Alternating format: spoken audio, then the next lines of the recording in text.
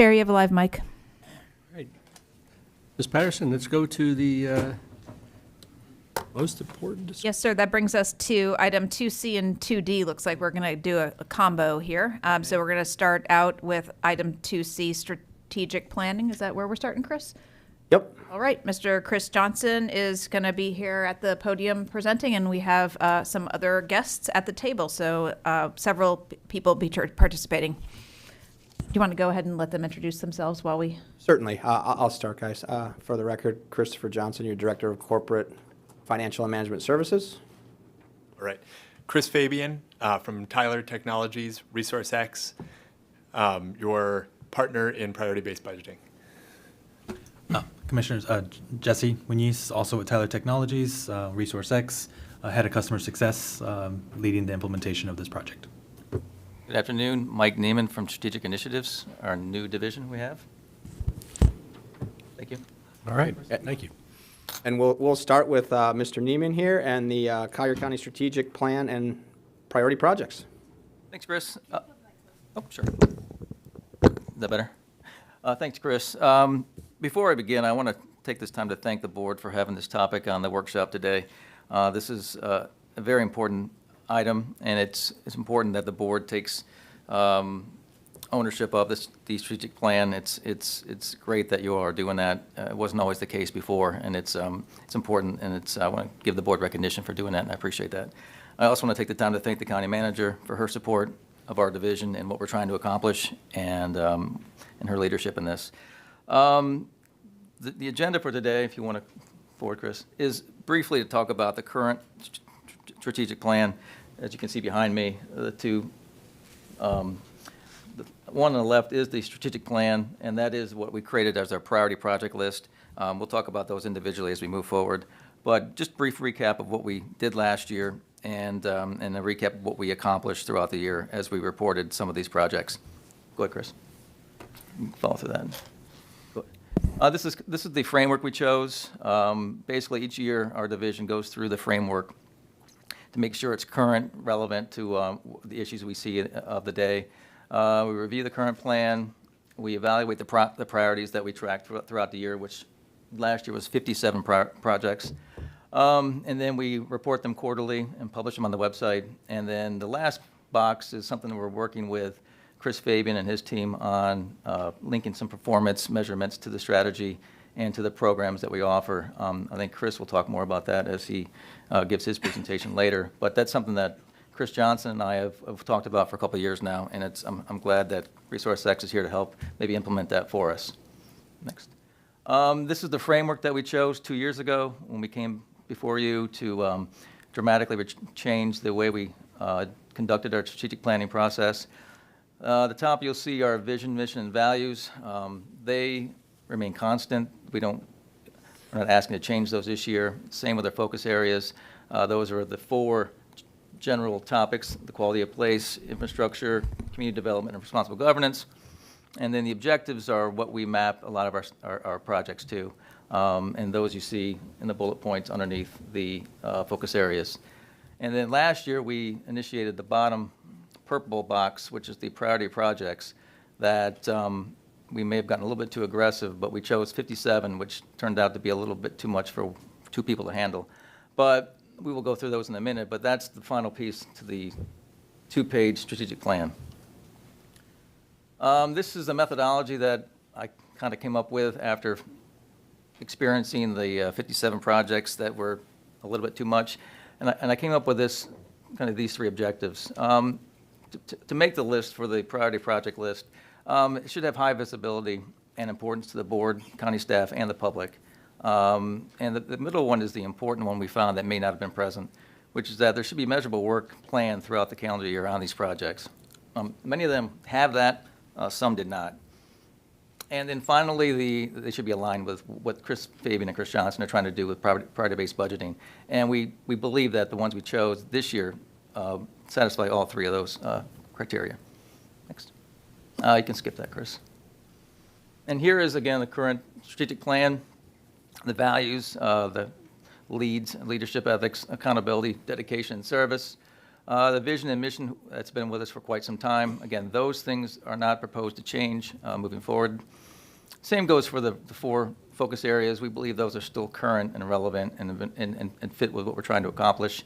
And the objectives, again, still meet the same interests that we think meet the programs that ResourceX is trying to focus on and what Chris and the budget team are focusing on. So those are going to be proposed to remain the same.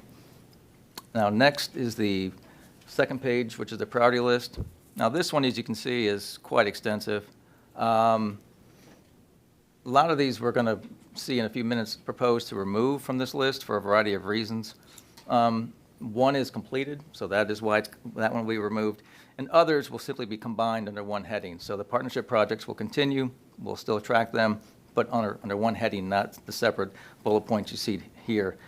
Same goes with Dr. George's programs in the Northeast. We'll still monitor those programs, but do it in one slide, not 7. Can I interrupt real quick? Just, and I don't mean to, well, I am interrupting, so I've already done it. I hate that when people, I don't mean to interrupt, but, well, you already have. I'm about to. Are these the 57 projects that you picked last year to be priorities? And we track them each quarter, and in the backup, there is a copy of our last, I believe our last quarterly report, which indicates the updates for the particular projects. And an example is the aquatics program. We tracked Sun and Fun, so that we have the most recent updates up to last quarter on what they were. It wasn't even open, so there wasn't nothing to track. It was tracking the developments, sir, of Mr. Deloney. But yeah, so there a lot of these didn't have updates, and that's kind of why we're going to pare this down maybe to 25.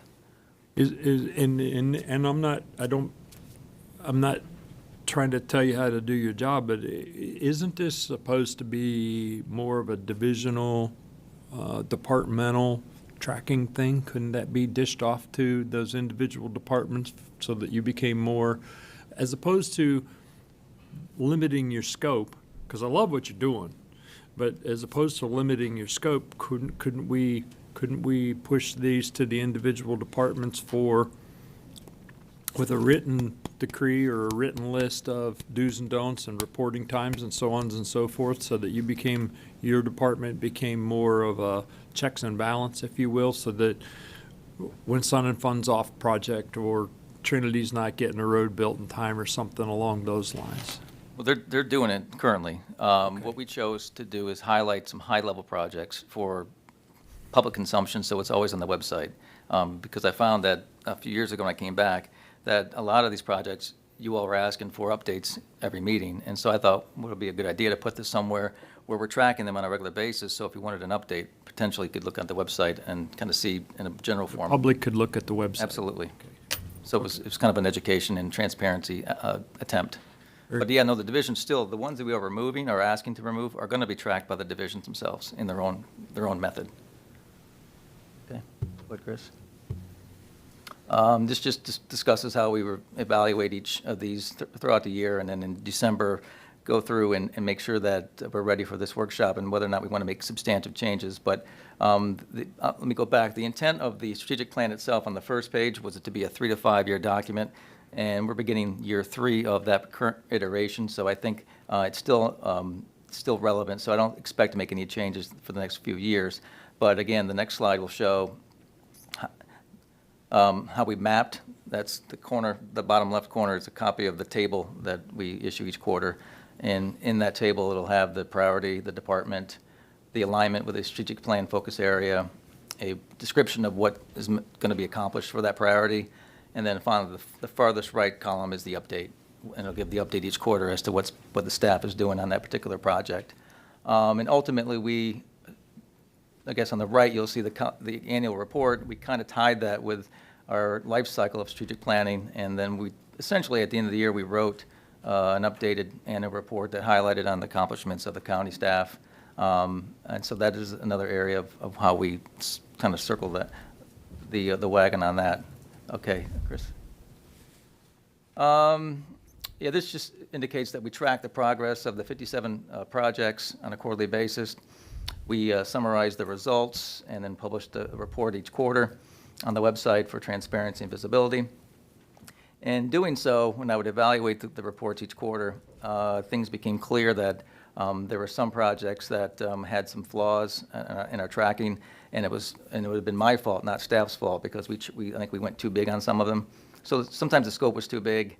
Sometimes there were some outside resources that were holding projects up, so there were no real updates because either FDOT or other federal agencies that were involved. And some of the projects that were broken into multiple phases ended up became a kind of a headache for us. And some of the projects were more operational in nature, which belonged in the divisions. It didn't deserve the tracking that we were doing at this high level. And then the final one was the one that caught my attention, was that some of these just didn't have the meaningful work to report. So we were just saying no updates each quarter. So we figured, if there could be no updates, we may as well remove them from the list. Which leads to the last bullet point, which our focus going forward in 2025 is to reduce the number only for those critical achievable priorities for the current year. And we track them in a calendar year, not fiscal year. And these are the proposed changes moving forward for this year. Again, no proposed changes to the actual strategic plan itself. The focus areas or objectives. Only you'll see in a minute that the visual appearance is a little bit different. And that was done to kind of coincide with the rebranding efforts of our communications division. So no changes to those areas. And then the next one, Chris. That's what that would look like. That is the proposed new strategic plan that we would publish. And then if you want to go back real quick, Chris, to the one before.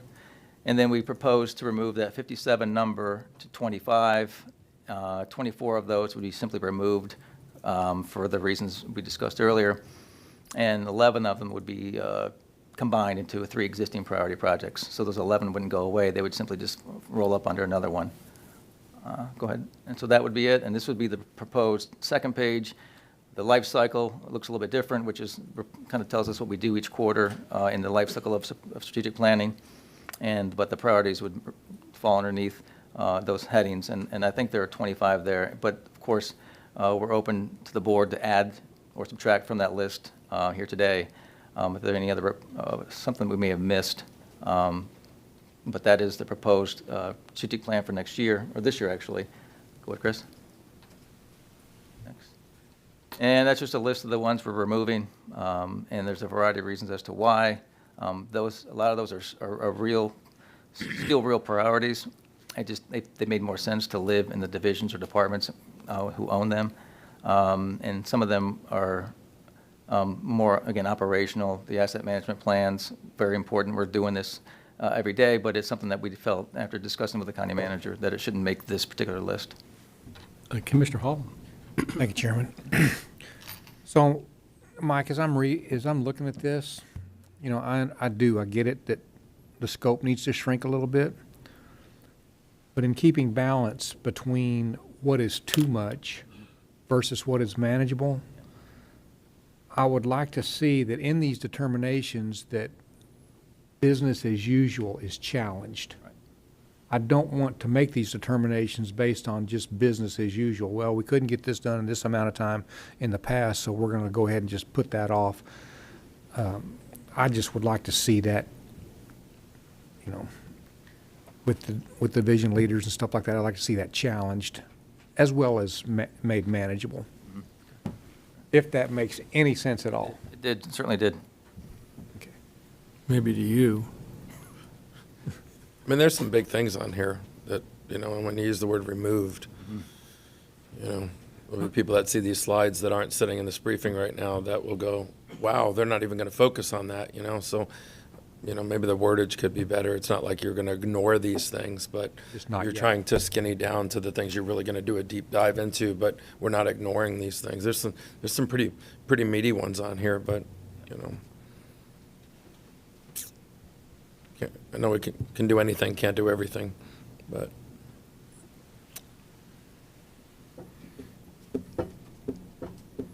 And if I can clarify, they're not being removed from our strategic focus. They're just being removed from your strategic focus necessarily. They're still being necessarily attended to. We're not going to give up on affordable housing. I mean, but it's not going to be something that your department is going to. That clarity should be on there, though, because this is a Collier County slide, bottom right, the logo says Collier County, so if somebody got these slides and had no benefit of this briefing and got them in the mail or just saw them posted online or watched this without the audio, it would be, front page news. So it might be just some better verbiage to sort of explain what we're really focusing on here. Redirected priorities. 'Cause you're gonna be able to shift those back to the individual departments. We have a housing department that can help and oversee with that. We're not removing affordable housing as a priority. It's redirected back to the department where it needs to be living. I'm using that as the example because it's the first one. Right. Beach parking is another. Or I would say, we're just in a workshop here, we're talking, but you have the priorities you're focused on, but then these could be county-focused areas. So you're not doing a deep dive into this, but you're keeping them on our list. But just the word removed on a county slide is dangerous, especially when that's not the intention. Apartment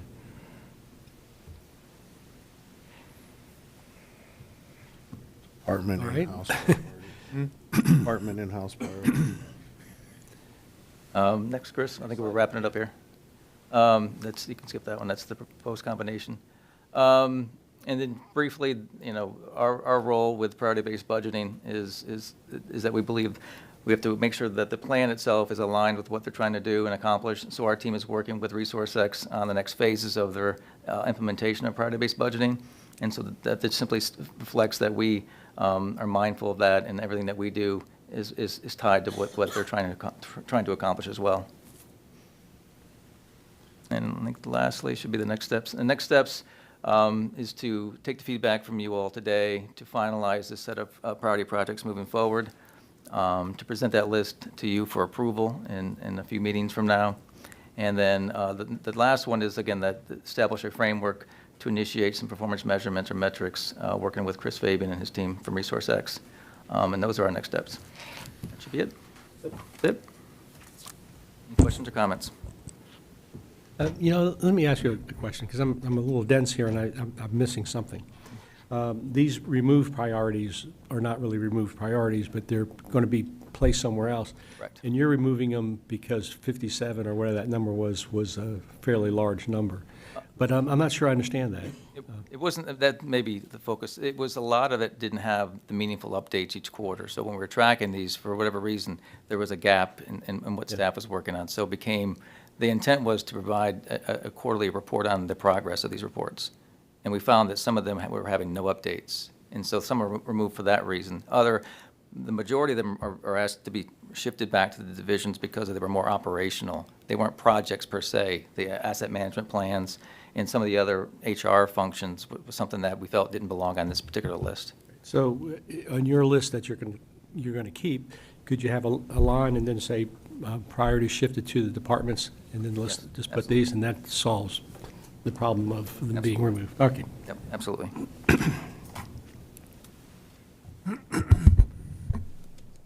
Anything else on this, gentlemen, before we move on to the insight update for ResourceX and the priority-based budgeting? All right. I did.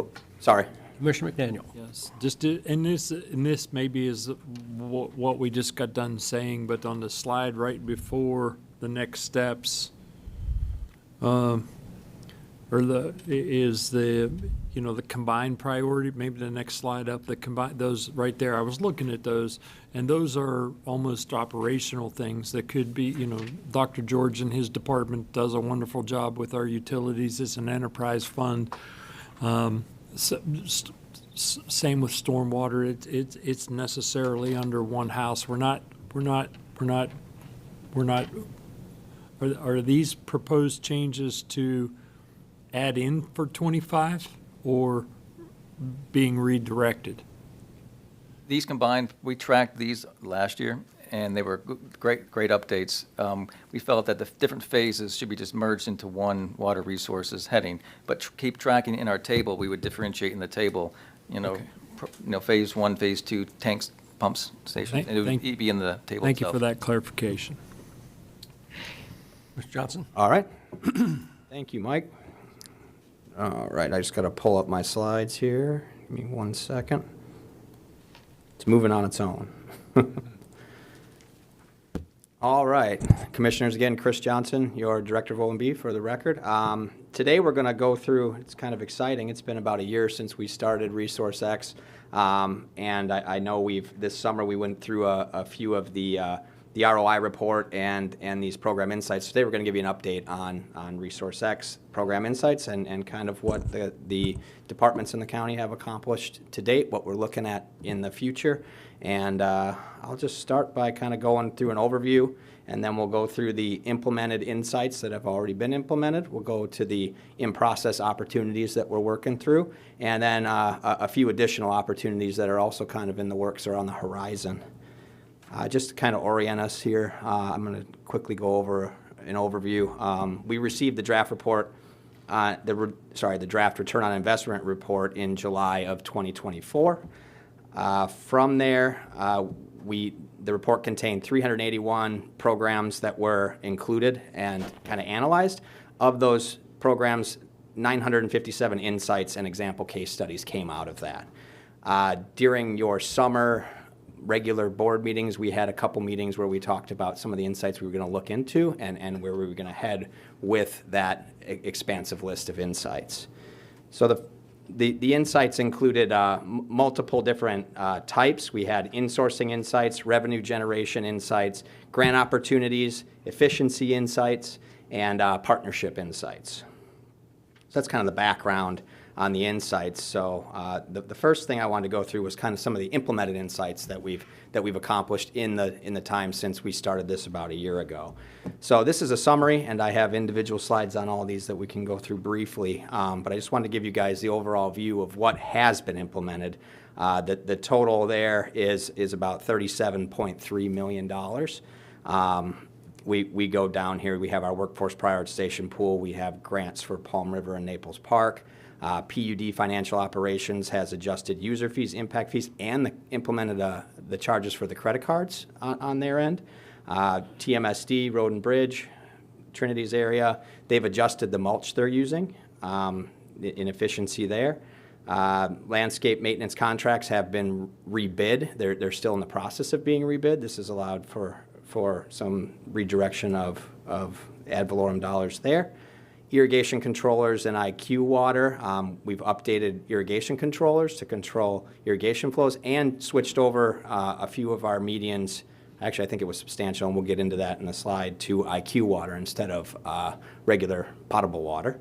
The CAT buses, we've updated the data plan, which resulted in a savings of about $19,000. Pollution Control has updated their fee schedule. The Airport Authority has also updated their fee schedule. Within the stormwater maintenance area, we received a legislative appropriation for an aquatic weed harvester. That was about $116,000. In the Facilities and CRA's department, we've received a grant for additional land purchase for a stormwater project to the tune of $1 million. And finally, in our growth management and community development area, they also updated their fee schedule, and the expected revenue for this year based on early projections is $4.9 million. So I'm going to go through a couple of these in a little bit more detail. So overall, this will kind of tie into the first slide here is on the countywide reorganization, and this will kind of tie into the workforce prioritization pool. As you see here, some of the organizational changes, we've streamlined the management structure. We've merged real property with right-of-way under transportation. We've centralized financial operations under my division for a few of the areas that had individual financial staff. We've pulled them under an umbrella. We've centralized grants under transportation and CHS. Transportation is handling our infrastructure grants, and CHS is handling our programmatic grants. We've created the Strategic Initiatives Division, which is Mike's division. Facilities and the CRAs have combined. Fleet has gone under the CBO, putting all of our internal services under the CBO umbrella now. And we've also consolidated transportation's capital projects under the transportation engineering section. Any questions on that from What's anybody? CBO? Sorry, corporate business operations. Too many three-letter words, right? All right. Now, what has this reorganization done? You can see here, this is the workforce prioritization pool. We're all familiar with this. The projected savings are about $2.6 million for this year within this pool. Over on the left-hand side there, you can see we've included a deputy county manager within that pool, department head, 2 division directors, 4 managers, 4 supervisors, and 19 other non-management positions that are currently sitting in there. Now, throughout the year, we will obviously be diving in there for strategic alignment with what we're doing with positions, but I think so far this year we've had 1 out and 1 in, so it's been a net zero change within that actual cost center, because we've organized these as their own individual cost centers. Any questions on the workforce prioritization pool? No one's lit up, so. All right, I'll just keep on moving on then. Public Utilities Engineering Department, they've received $10.5 million in grants this year, $3 million for Palm River septic to sewer conversion, $4.5 million for Naples Park, and another $3 million for the Palm River areas 3, 5, and 6. And you'll see another number there that kind of comes in a future summary here. They've applied for additional grant revenue of about $28.9 million. Financial planning under public utilities, again, they've updated their user fees, their impact fees, and they've implemented that credit card processing fee for the customers. The total projected additional revenue on that is $16.5 million. The majority of that is attributable to the user fee updates. Yay. Landscape beautification, we just briefly went over this, but overall savings of $98,000 in '24, $35,000 so far this year, and I believe that was just the color of the mulch that we changed from our own, if I'm correct there, Trinity? From our own special to cocoa brown, so there's an efficiency there. Landscape beautification, again, we increased bid competition, put all the landscape contracts out on the street to rebid with basic services, and we're bidding separate irrigation pump services and again, mulching contracts. So that has allowed us to reallocate approximately $1 million to date. Irrigation, this is the control systems with Motorola smart controllers. 122 miles of irrigation now go through radio control towers to allow us to monitor them. In addition, as I spoke of earlier, 70 miles of irrigation have been switched over to reclaim irrigation water, which is a significant cost savings. CAT buses, again, this is the Wi-Fi access. Staff looked at the contracts and updated to a more reasonable plan, saving $19,000 a year. Pollution control, as you know, this is one of your ad valorem funds. By updating the fee model, they're projecting $162,000 in additional revenue annually to offset ad valorem. Airports, again, they updated their fee schedule, CPI increases on aeronautical land leases, monthly vehicle parking and storage fees, increase minimum fuel purchases required to waive fees, tie-down overnight parking fees increased, and increase for after-hour services. Again, they also look at their fuel pricing methodology and administrative recovery costs. This is generating an additional $65,000 annually. And this is the Weedo. This thing looks pretty cool. Is that what it's called, the Weedo, or the weed harvester, I think? We do. It's an aqua harvester. We do. It looks kind of fun to drive, but this was a legislative appropriation for $116,000 to mechanically harvest weeds within our canals, which, again, this is a pilot, moving forward, could lead to additional savings because we do spray in our canals, and this may be more cost-effective and potentially environmentally friendly. Is there any way for us to track that? Because we all know intuitively those are wonderful things, and we're not putting pesticides in our water, in our groundwater. Is there any way to track those intuitive potential savings? Or just watch it, how it goes? I can tell you, we can definitely track the what are we doing with the weedo costs, because we have asset management, so we're using work orders, compared to the spraying. As far as the environmental effects, I'd have to talk to someone in pollution control on that, but. And that weedo pull up seagrass? Quit. Can we transplant? Thou shalt not touch seagrass, remember. Any other questions on the aquatic weed harvester? I just have a quick one. Chris, do we buy this or lease this? We bought it. It was with the grant. We got a grant money. So it was, I believe it was 100% covered. I mean, you got here, apply for state grant, but we got the grant money. Yes, we did, and we purchased it with that. All right, the next one is for the CRA, Bayshore CRA, $1 million grant for land acquisition, which I believe the plan is to utilize that for a purchase of property to expand stormwater pond capacity in the district. Wonderful. And this is for growth management and community development. As you know, on, I believe it was last June, right down there, yep, June 25th, 2024, the board approved their updated fee schedule. That is estimated to generate an additional $4.9 million in revenue in '25. There is currently a study as well moving forward to right-size these fees further. This included additions for things we weren't charging for, like a new FEMA review fee, and also fees for permit extensions, et cetera. Any questions on any of those at all?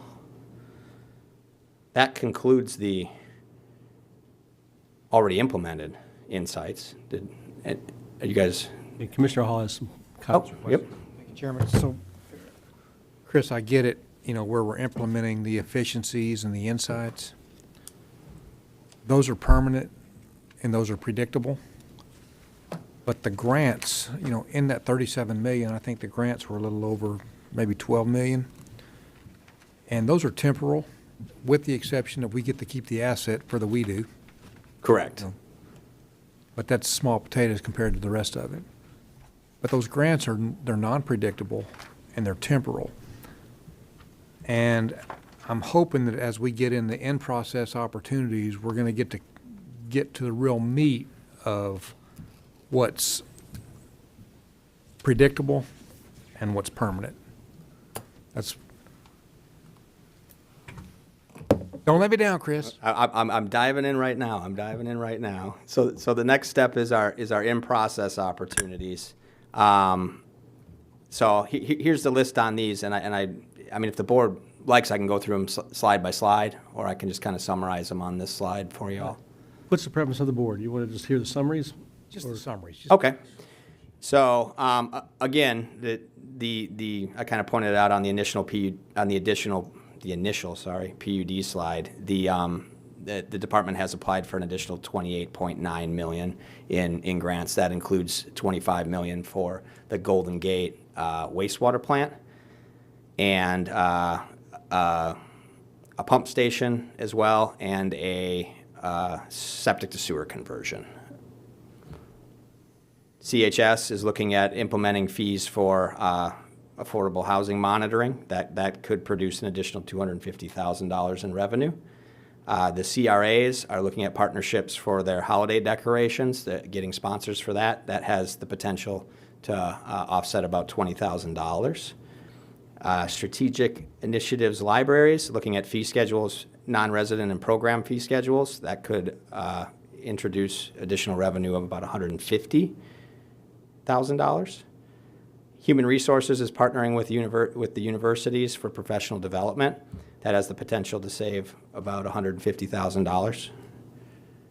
Stormwater, we're looking at the potential for a specific stormwater fee and/or revenue source. The current budget policy for moving into 26 is allocating about $20.5 million from ad valorem revenue for that purpose. So looking into those additional revenue sources to fund that is on the horizon.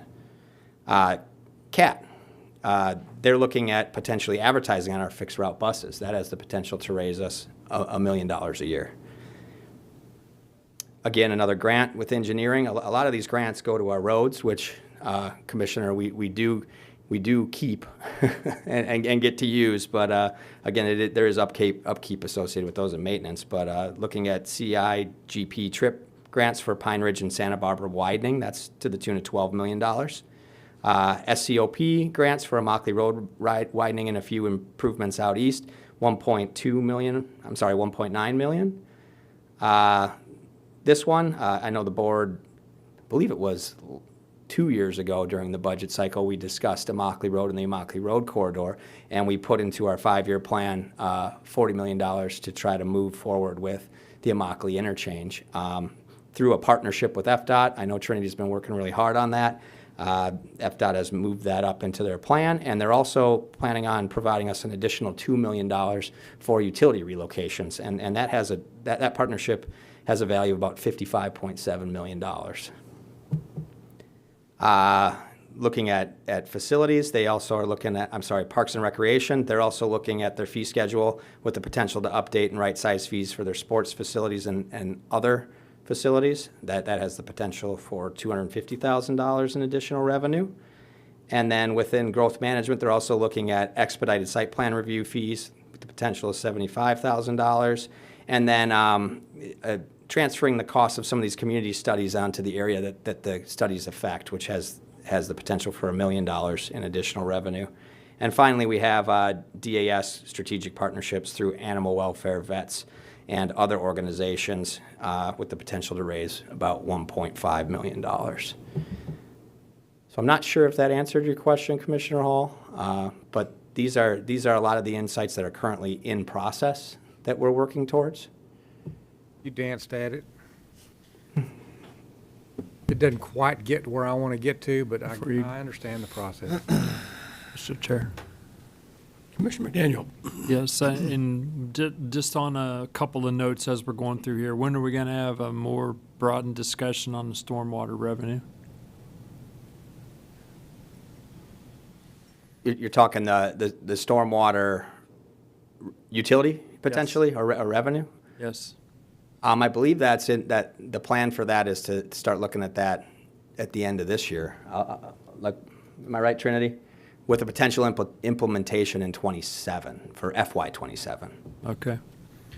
I thought it was determined under and that isn't okay. I'd rather we talk about it sooner than 27. But I mean, it's okay if that's what we're going to do. But I think if it's implemented properly, that we don't have to wait till 27.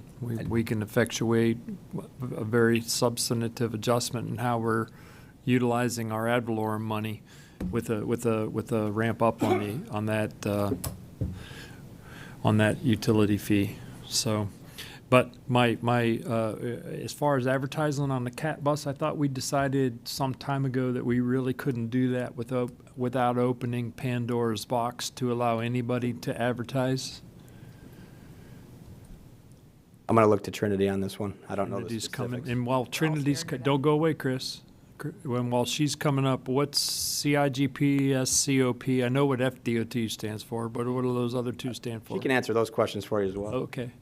SIGP is County Incentive Grant Program. It's a special grant program through discretionary grant program through the Florida Department of Transportation. And SCOP is Small County Outreach Program, which is a program that allows us to add paved shoulders specifically within the Immokalee area. We've been doing that already, haven't we? We put in for these grant programs every year. We utilize our 5-year program as the basis. So actually what we're doing is offsetting things that we already have programmed within our 5-year program. Okay, thank you. And with regard to CAT advertising, it is something that we've been working through the county attorney's office. You're correct. It is a very difficult item to move forward with. There has been some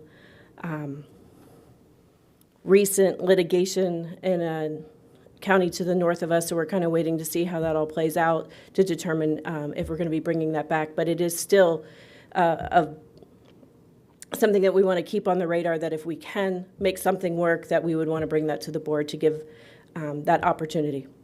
We cannot regulate content, so the concern was always on a BuzzFeed for like an abortion sign or whatever. And that's why we've always, when we do advertising, we tend to do it inside, so the public doesn't see it. But it's a content management issue. Right. We had a fairly lengthy presentation on that, Commissioner Saunders. You may recall better than I, but it just became extremely complicated because we lifted the lid on Pandora's box, and once we started, we really couldn't prohibit anybody unless it was just absolutely vulgar. And we just decided not to do it. And so we decided not to do it. So We can always take another look at it, but that was...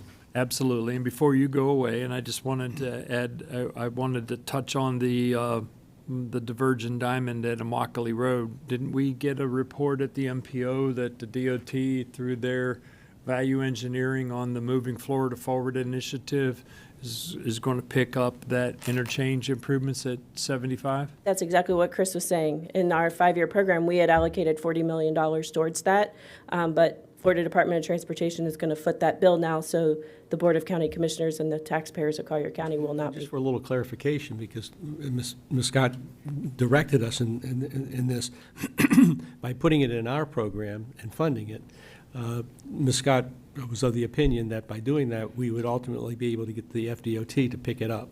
So that was a strategic plan on your part that worked out. Outstanding. Too bad you don't get 10% of the...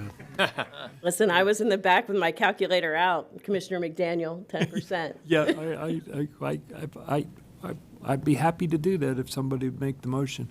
And Chris, if you would, just as one last point, for future reference, I'd like to see timelines on these estimates of reallocation and things that are in process, when you expect to see them, and then so we have trackability when we're looking into the future as to whether or not we choose to advertise on the buses, or on the CAT transport, whether or not we do that, and whether or not we received enough revenue to make it worth the while, so on and so forth on all of these. Just because this, when Commissioner Hall looks at these things, it's already supposed to have happened, and it's, yeah, exactly.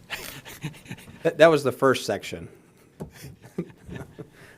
These ones, and if I may, Commissioner, we'll provide the commissioners with the full deck. They do have implementation timelines on the slides. Okay.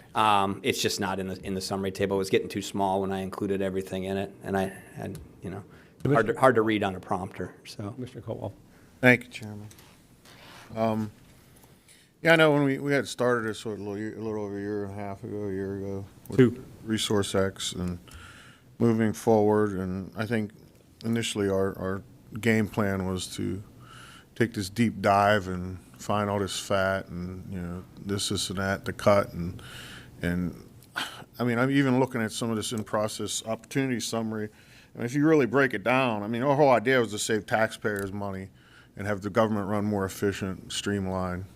And even if you look at these numbers, even if you take the 7 or revenue programs, so basically we're just charging the citizens to use these programs. So that's about $25 million. So that's still a tax. Grants, $44 million worth of grants. Those are still taxes, right? $55 million from the state from Move Forward. Those are taxes, right? So we're well over that number, half of what we're talking about savings. And then, I mean, in reality, I mean, are we just getting to the point where we're not as fat as we thought we were in the way we operate, or are we just reaching for things to say, well, this is this is what we're saving, but in reality, well, and if I may, Commissioner, it's all coming from the same source, right? theoretically, the way you're saying that, it grants our tax dollars that go up to the federal government, or the state, they come back down. Revenues Tax are dollars. Government doesn't create their own money. revenues are generated for specific programs. What I will say is Fees, right? through fees, correct. For the actual users of it, instead of being a tax where Everybody uses their water. yes, exactly. But the people who actually use it get paid, based on their usage. Storm water. Yeah, whereas a tax. Indirectly, everybody uses it. Indirectly, correct. Indirectly. I will just point out again, and I know I brought this up last Tuesday, but with the reduction in the millage rate, we have saved our local taxpayers $152 million I agree, over the yeah. last 2 years. So when you ask about the how close we are to the bone, keep in mind that when we do that, we are now operating more lean. I mean, $152. I'm not saying we aren't. What I'm saying is we've come into a reality. We come into a point where Resource X and the work you guys are doing are saying that, reality, we weren't wasting as money as we thought we were, or vice versa. Because there's not like this big hidden thing that we discovered that we're Well, and to your point, I think there's always room to continue to evaluate, look at our programs, look at I our think the processes. process is great. Make them more Continue efficient. on. And you're actually going to give me a great segue right here to Mr. Fabian to talk about what our next steps are with Resource X. And it does involve looking now we have program data, looking at process data.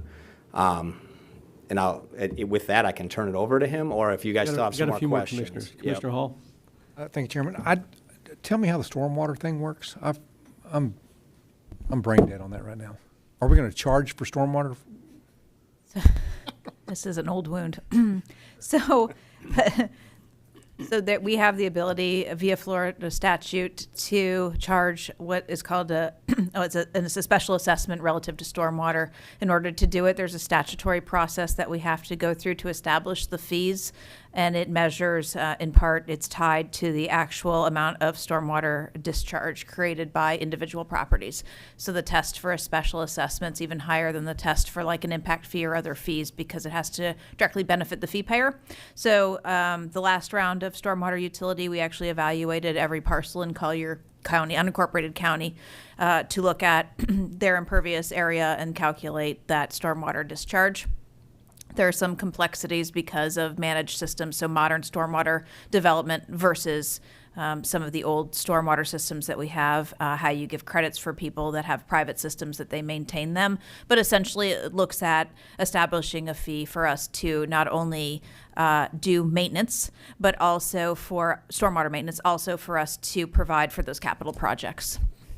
And Commissioner Hall, just so you know, we're a long, long way away from any kind of a stormwater user fee. We unanimously rejected it the last time it came before the board several years ago. And so it's going to be a tough road to hoe. And I know Commissioner McDaniel is committed to it, but we'll look forward to seeing the details. Commissioner McDaniel killed the last one, so. Okay, And we have a I plan. think it was a unanimous kill. I'm not so sure that it was.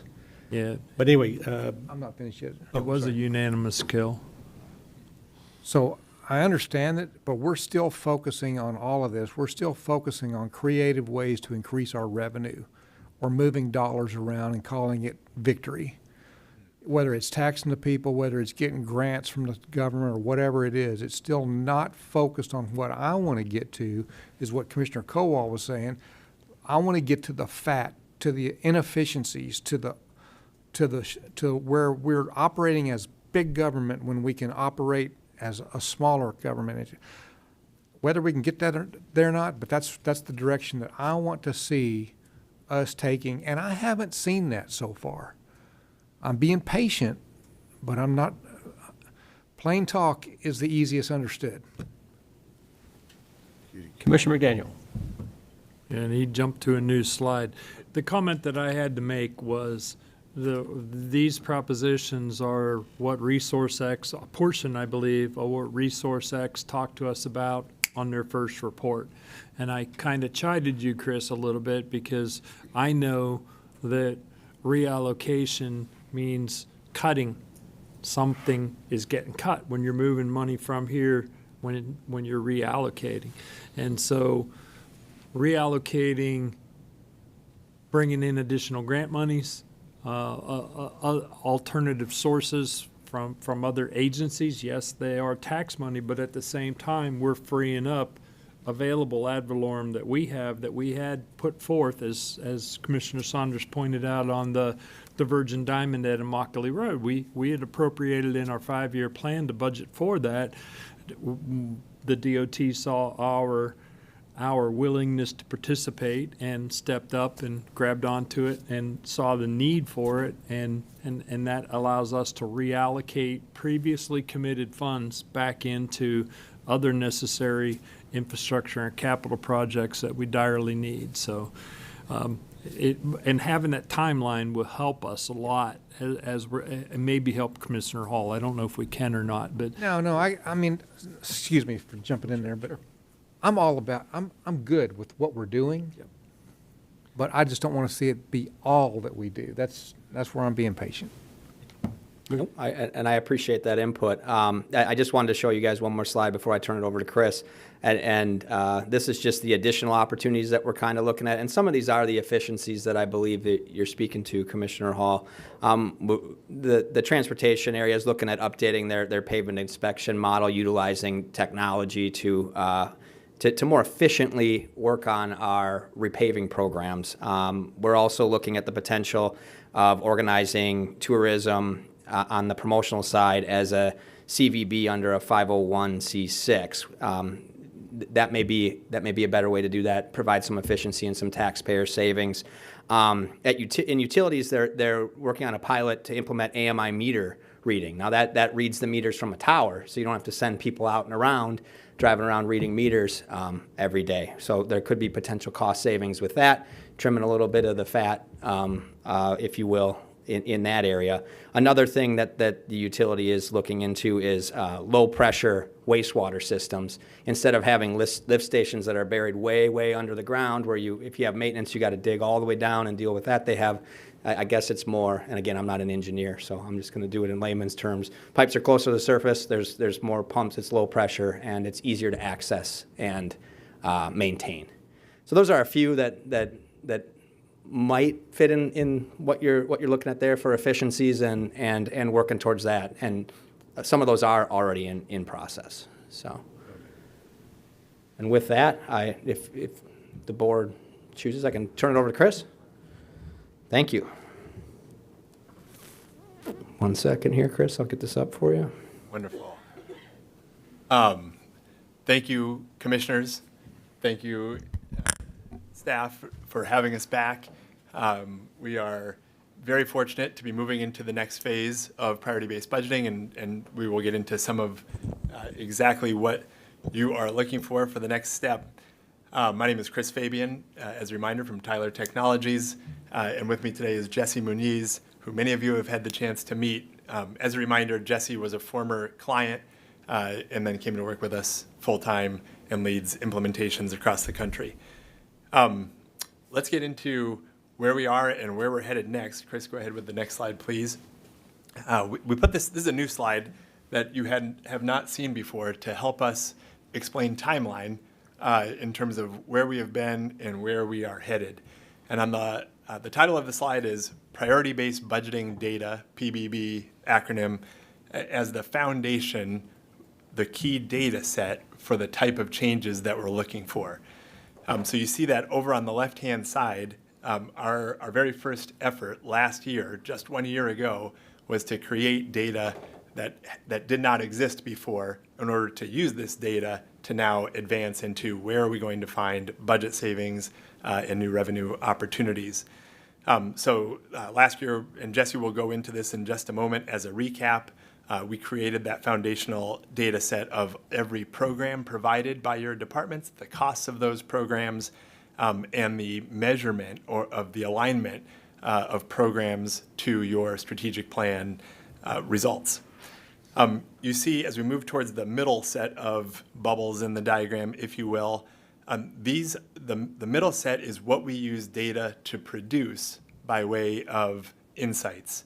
And at the very top, PBB data served the county last year and will continue to serve the county in terms of the basic budget process. So as you think about how the base budget is evaluated, where does the current money go, what programs do you fund, and why do you fund them, that's a base budget question. And as you think about new proposals that come from departments, whether they're additions to their budget or new revenues or efficiencies, you now have, by way of that first budget process transformation, a lens with which to see how any spending request relates to your priorities or does not. And that's the basic budget process. As you move down, resource optimization was our very first set of insights, and that came with the ROI report last year. So what was that all about? That was the first cut to say, all right, now that we see every program that you're providing, let us provide options to say, given this program, are there ways to generate new revenue to fund the program, or are there ways to reduce expenses? With every program evaluated against priorities, an opportunity that everyone has all the time is really important is not to do the program. And we have the data now to be able to address that type of question. But the first set of insights was a list of options to say, anticipating that you may wish to continue this program, here are different ways that other local governments have funded it before. And that's really critical. Commissioner McDaniel, as you discussed cost recovery and revenue, which has been a subject of some of the initial insights, it is important to think through, if we do bring in new alternative revenue to fund a program, whether that's grants or fees, you're exactly right that is a new source of revenue. Perhaps all revenue ultimately comes from some source of a fee payer or a taxpayer. But what it allows you to do is reduce the subsidized element of the program, the backfill, if you will, and give you the option to either reallocate it towards something else you want to fund or refund it back to taxpayers. So that's the point of a new revenue that's interesting to be able to take into consideration. If I bring in new alternative revenue sources and I don't have to use general fund or ad valorem subsidization, you now free up those resources to either fund something else that you couldn't fund before or provide it back to the taxpayers overall. And that's a really handy option to have. And furthermore, as far as expense reduction, efficiencies, partnerships, many of which, not all the insights have been revenue-based. There are a number of efficiencies, but there's more to come. Staff has taken the most actionable insights to move forward with, but it's not exhausted. So that effort will continue on. So 2024 was the kickoff, 2025, now we move into action and execution, and that will continue on. I have another section of the presentation specifically on those insights for probably years to come, and will continue to be refreshed.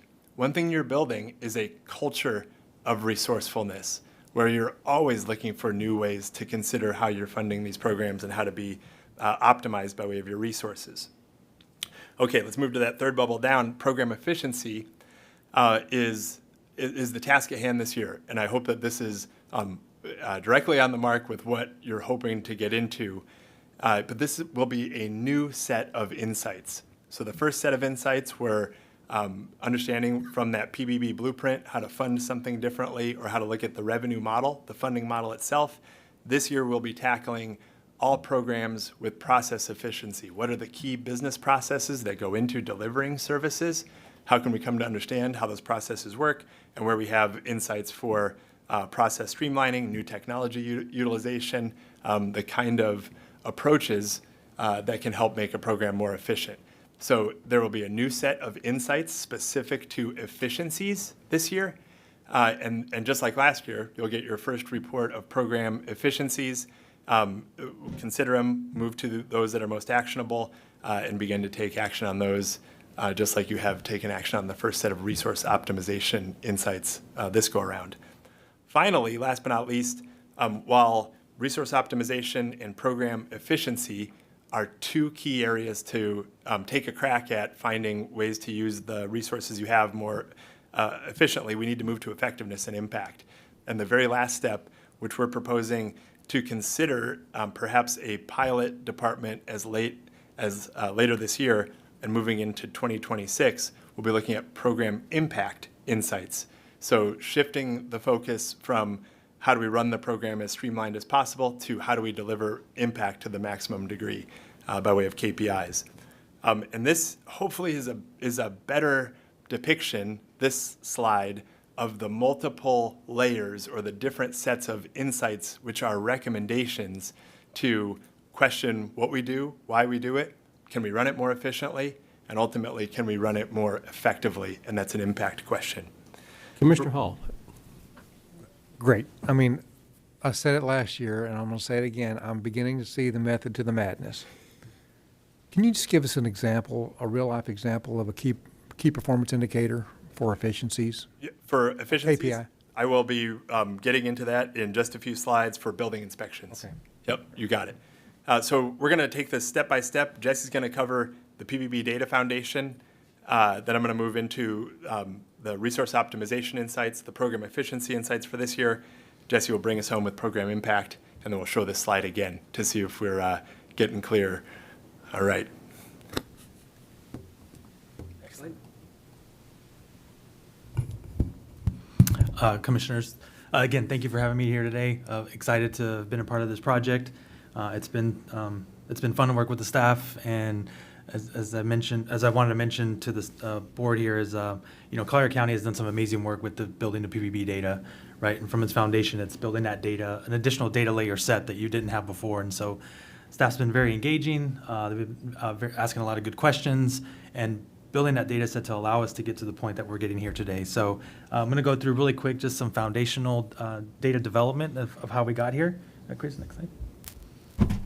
As Chris has kind of mentioned, priority-based budgeting is what we call transformative because it's clearly revealing what we do, what it costs, and then why we do it, right? And so up there you see some of the accomplishments I feel like we should point out over the last year is translating that general ledger data into more program-focused.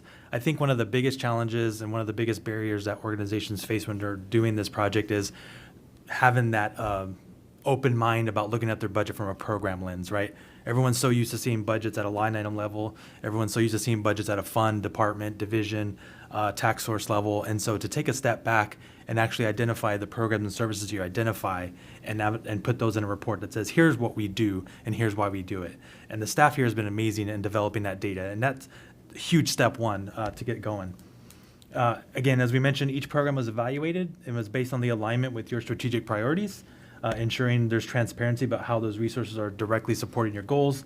And then by also adding the element of program revenues, we've created some greater clarity around true cost recovery, right? And so that's a lot of the cost recovery opportunities that we see throughout this presentation is by identifying those program revenues from the beginning, where can we have some additional where it's possible.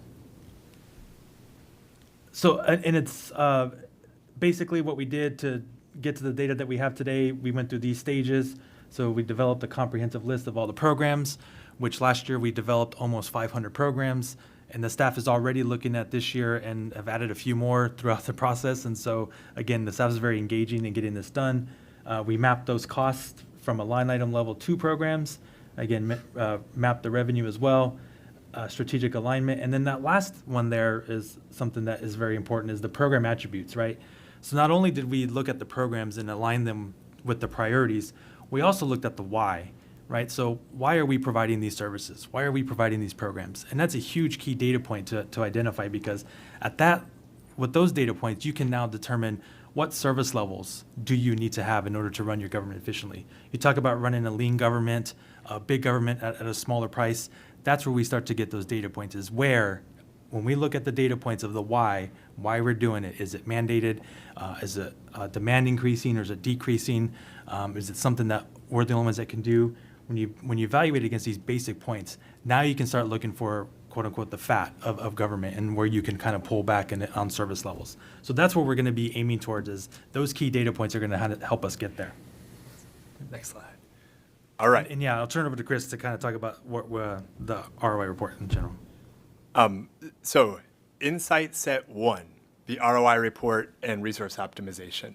Go ahead, next slide. So this is what Chris has talked about. This is what you're most familiar with, the ROI report. So we're re-remembering what this one was all about.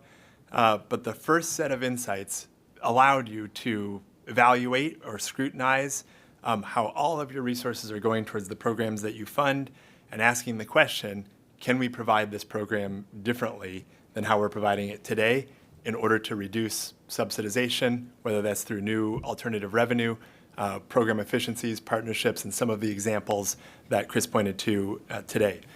If you remember, that very first report had upwards 85 million to over 100 million across all departments that were evaluated, and again, scrutinizing all possible strategies, and we need that. We need all of the options on the table besides reducing services. That's one option, but other options are efficiency, partnership, service level trade-offs, new revenue, fees and charges, grant funding.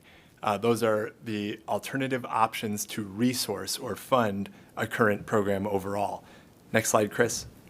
And you can advance through the animations, but it's the reminder visually of the report, the summary of the insights, the first look at some of the insights in action, and ultimately, one more, Chris, the types of specific insight by insight reports that we really love to see staff taking on.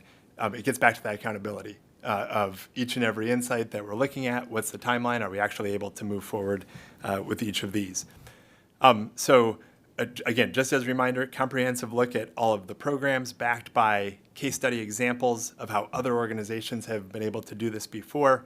And as Chris mentioned, the immediate progress on approximately 37 million with others in the hopper is really critical. And here's the last point on the current program insights that you have. You will have months and years to come of continuing to scrutinize these program insights to look for cost efficiencies and alternative revenue approaches to fund your programs. So that's the insights that you know all about resource optimization. Next slide. One quick one. This year, we move, Hang on sorry, a second. question? Mr. McDaniel? Before we go there, and that moves into a discussion that we had the other day with regard to the merit pay and Trinity's joke about the 10%. I made a joke a while back in a private session that we could work for free just on a percentage of what we save our taxpayers as opposed to the salaries that we in fact get. And moving towards that merit pay program will incentivize our staff to be looking at these things. I'm already seeing a cultural shift transpiring right in the recent past. So having that merit pay plan of some form or format, it certainly can't be 10%, but it can be something to incentivize our staff. Because I think Chris Hall or Commissioner Hall said it quite some time ago, the folks that are on the ground doing the job all day, every day are the best people to be able to come and tell us where our inefficiencies in fact are, and they should be compensated for that when in fact they identify those things. Fantastic. All right. Next slide. Okay. This year is when we move into program efficiencies. Think about it this way. Last year, we took your priority-based budgeting data, all of your programs, and we studied different business models, different funding models, and we come up with recommendations and options. This year, it's a different analysis. Same programs, but now we're looking at efficiencies. We're looking at business processes. We're looking at ways to streamline the same programs that you're providing. So it's entirely focused on service delivery, the types of programs that you provide, and efficiency insights. Those will be the types of recommendations that come back to the organization. Just like last year, to the greatest extent possible, we will cross-reference any efficiency recommendation that we have with other organizations, because benchmarking and case studies are really important to build faith that this can be done, that another organization has taken a different approach, and that there are innovations out there. Chris, next slide, please. Okay, so Commissioner Hall, back to an example. So let's take an example like building inspections. You have building inspections. It's one of your current programs, which entails, I should say, first and foremost, here's the good news. Here's how we use priority-based budgeting data. We have identified this program 366 days ago, over 1 year ago. I didn't know if you did building permits or inspections or what went into it. Now we can see across the organization the multiple inspections that actually take place here, among which are building inspections and plan review. So current state assessment is understanding, do you offer this service? What is the service? What's the program description? Is it mandated? What's the regulatory requirement for providing it? Does it pay for itself? Does it partially pay for itself? So we built that PBB data so we have the current state assessment. What we'll move into this year are items like you see a process flow. How does business get done? What are the key business processes that take place to go from initial plan review and applying for a permit or an inspection to all the steps that take place in the middle to ultimate permit issued? What's the timing? What are other metrics to measure? Chris, next slide, please. So as we go through building inspection, an example of key areas to begin to analyze program efficiencies include process simplification. So what are the steps that take place? Are these the normal steps that other organizations go through to issue a permit? Is there anything out of the norm that we see that's taking place in Collier County compared to other organizations? And is this for a good reason? Or is there an opportunity to consider a streamlined approach? We'll move into technology utilization. Chris, in one of the insights, already identified meter reading as a great example of this, where technology is added to successfully deliver a key step in a business process, but to do it more efficiently with the use of technology, which has a one-time cost and perhaps ongoing maintenance costs, allowing you to free up human resources and time and reallocate or save the money in a business process. That's really key to think through, because even for all of these efficiency recommendations, you will find there will be personnel savings and there will be non-personnel savings to consider overall. And the same option will be before you. What do you do with those savings? Do we free up and reallocate to fund something else, or do you free up in order to refund? And that's the point of a program efficiency. We'll look at cross-departmental collaboration. So one of the really powerful use cases for your priority-based budgeting data is to look at how many different departments are involved in delivering any given program or service or involved in a process. So we've seen tremendous examples already of centralization and streamlining within the organization. So again, Commissioner McDaniel, back to your culture that already is moving in this direction. We'll double down on cross-departmental collaboration and continue to work in lockstep with staff to look for ways that we can look for streamlining across departments. And ultimately, customer interaction points. Where does that come into play? Because that sets us up for the performance component that Jesse will get into. Last but not least, Chris, last slide here on efficiency. For the programs that we analyze from the efficiency lens, whether we're looking at streamlining recommendations, automation, staffing, funding model, change in policy might be one. We may very well find out that part of the reason you provide a program that you provide is because you require it of yourselves. It's your own policies, it's your own ordinances, and that will be a question back to the organization, is to take a look at ways that you can free up your own requirements upon yourself as opposed to a state mandate or a federal requirement or a best practice. So hopefully this is helpful to understand by way of an example of one program, the type of program efficiency evaluation that we'll go through, and ultimately the type of recommendations that we will be able to get into. Commissioner Hall? Thank you, Chairman. So in this example, I can understand. So we're going to go to $130 per inspection as an increase in revenue for what we do as a service. Is there anything that's going to take into consideration? Let me back up. So that could be a KPI. That could be a key performance indicator that gives you immediate feedback to what's going on. But at the same time, is there anything that's going to be implemented with the data or with the streamlining or with the efficiencies that says, hey, at this point, we're counterproductive. Yes, we're having more inspections, but are we doing it on purpose to raise money, or are we aggravating the industry, or can we just say, in one inspection, give us your feedback or give us your solve in online, or a picture or something. I'm just bringing up I don't want to create something and know it's going on, but not have it in the best interest of the people that we serve. I think it's ultimately a great question. So first and foremost, I can say we'll have the data before us to be able to ask that type of question. And with benchmarking and other community examples, we can at least put that data into context to arrive at a hypothesis.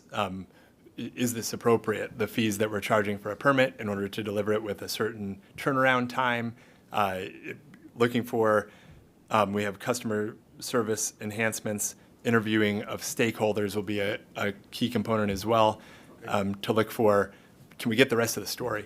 All right. Thank you. Is there anything else? We do. Yes. Okay, so that's this year. And now think about the insights that Chris just went through, Chris Johnson. Last year, you got the ROI report and the resource optimization, different funding model insights. And this year, you see a report on first progress and tremendous progress, and it's ongoing. So picture a parallel path now where we'll have efficiency insights for each program coming to you later this year. Same vetting process will take place, and by this time next year, you start to look for progress on those efficiency insights before you. And last but not least, so at that point, you've said, all right, we know the programs we offer, we know how much they cost, we know why we provide them, we can question whether we should be in this business or not, we can question what's the appropriate funding model, we can question efficiency, and with those questions answered, and this is why we do it in the order that we do, the last question, not the last, but among the last questions to answer is, how can we increase effectiveness or impact? And I'll turn it over to Jesse. Next slide, Chris. Anything else?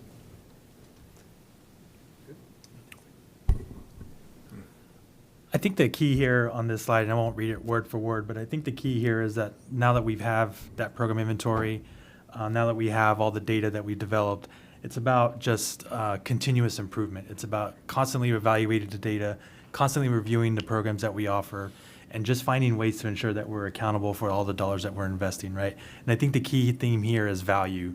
What we're looking for is, being able to provide more results with the same money, being able to provide less results for less money, et cetera, right? And so we're looking for value in this whole exercise. And by having this data, by having what we've built now, that's where we can start to find those efficiencies and those value propositions. And so I think what I want to say is over the last year, the Collier County has kind of jumped ahead. We usually have this process in years 3 or 4 when we're working with organizations, we get to this level. You guys are already, after year 1, in this process of looking for these types of efficiencies and optimizations. And so it's a credit to what you're doing as a staff and changes of a culture that you're here at this point. And so although I know it sounds like, things aren't moving as quickly as maybe as you want, I think you are way ahead than most organizations that we work with at this level. And so I commend you all for being at that. And that all is because based on leadership.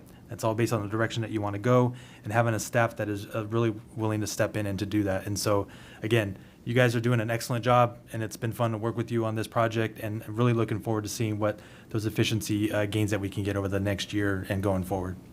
Mr. Johnson, what's our next steps here? No one's lit up for questions at this point, so what's next?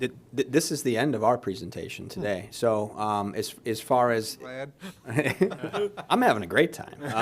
As far as the budget process goes, next board meeting on the 11th, we'll revisit policy for adoption. From there, staff will begin the process of putting the budget together. I think I'd like to spend about a half hour or so after this meeting with Jesse just to go over a few. If I can get them for 20 minutes after that would be good too, Uber standing by or what? No one's lit up. We have no speakers online, I assume. If there's nothing else, then we're going to go ahead and adjourn. If that's the will of the board, we are adjourned.